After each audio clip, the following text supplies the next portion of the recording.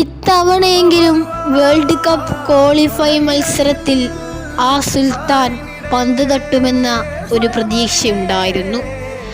പക്ഷേ Brazilian coach Ancelotti ആ squad പുറത്തുവിട്ടപ്പോൾ വളരെയേറെ സങ്കടമായിരുന്നു ഓരോ ആരാധകർക്കും.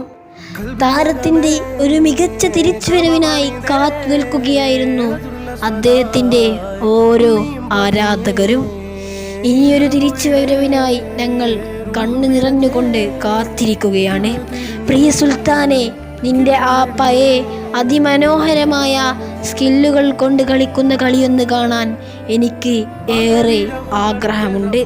നിന്റെ തിരിച്ചുവരവിനായി ഞങ്ങൾ ഓരോ ആരാധകരും സന്തോഷപൂർവ്വം കാത്തിരിക്കുകയാണ്.